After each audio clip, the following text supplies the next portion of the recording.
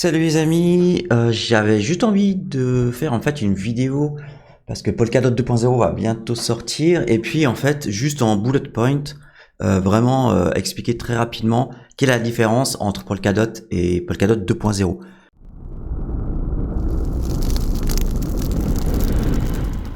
Alors, je vais déjà commencer par faire un rappel sur ce qui est les bases de Polkadot. Donc, au niveau de l'interconnectivité, Polkadot se distingue par sa capacité à connecter différentes blockchains, permettant ainsi une interaction fluide entre elles. Donc, c'est ce qu'on appelle une base de couche 0. Son évolutivité, donc c'est une plateforme qui est conçue pour être évolutive. En tout cas, elle était censée l'être. Ce qui offre en fait la possibilité d'ajouter de nouvelles chaînes parallèles pour en fait répondre à la demande croissante au fur et à mesure que les blockchains en fait viennent se greffer sur Polkadot. Au niveau de la sécurité, donc Polkadot utilise un modèle de consensus, ce qu'on appelle le Nominated Proof of Stake, pour assurer la sécurité du réseau. La gouvernance décentralisée donc de Polkadot repose tout simplement sur un modèle décentralisé. Donc il permet à la communauté de participer aux décisions liées à l'évolution du réseau, comme toutes les autres blockchains en général. Elle est censée être évidemment interopérable, donc c'est une plateforme qui vise à résoudre le problème entre les différentes blockchains pour favoriser ainsi une collaboration transparente entre elles. Au niveau de l'adaptabilité, donc Polkadot est conçu pour s'adapter justement aux besoins changeants de l'écosystème blockchain, offrant évidemment une flexibilité et une évolutivité au fil du temps. Alors quels ont été en fait les objectifs de Polkadot, je dirais 1.0, en tout cas les objectifs de départ. Donc en fait, pour rappel, donc le mainnet de Polkadot, dans sa version 1.0, il a été lancé le 26 mai 2020.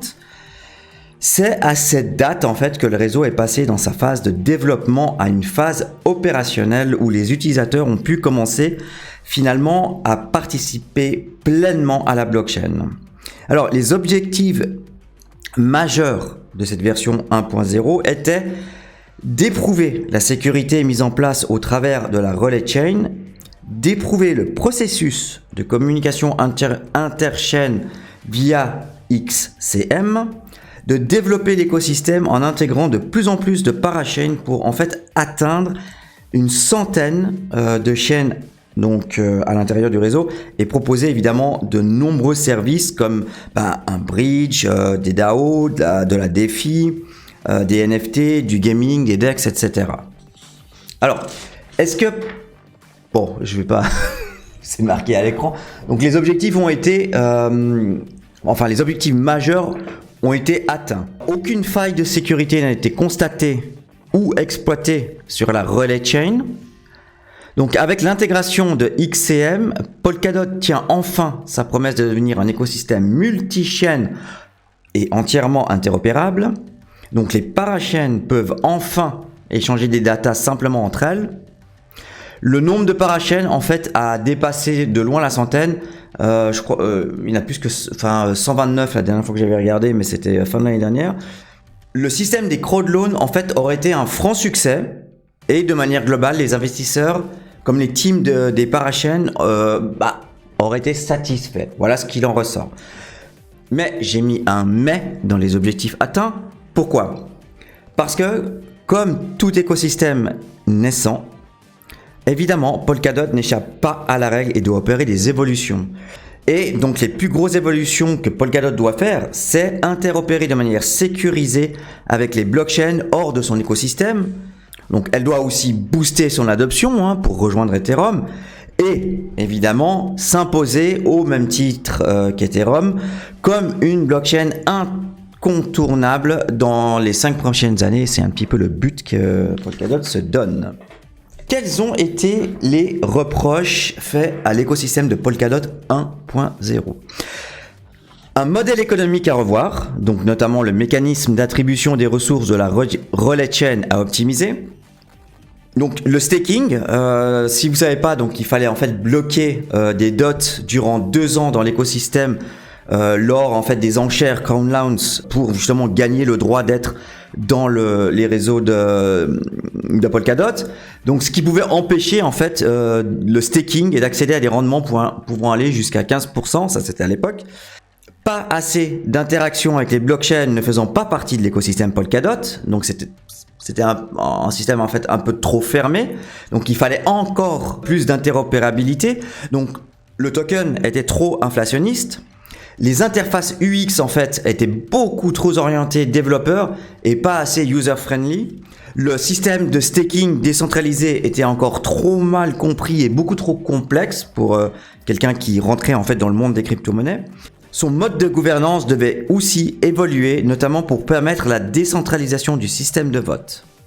On va voir maintenant justement les solutions que prend en compte Polkadot 2.0.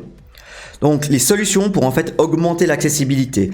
Un très gros effort a été réalisé concernant justement les interfaces utilisateurs qui permettent d'accéder beaucoup plus simplement aux fonctionnalités et services de Polkadot et ses parachains évidemment. Bon, il y a encore un peu de travail, mais c'est déjà une belle avancée. Les wallets de l'écosystème ont évolué eux aussi pour rendre beaucoup plus facilement accessible le staking décentralisé. Donc l'accessibilité simplifiée au vote est aussi un sujet en cours de développement. Alors je sais pas si depuis ils l'ont fait, mais je pense que ça devrait le faire avant le jour de la sortie.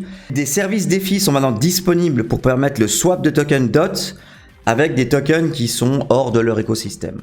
Au niveau du système de gouvernance 2.0, ça doit encore évoluer, donc ça a fait l'objet de nombreux échanges dans la communauté Polkadot.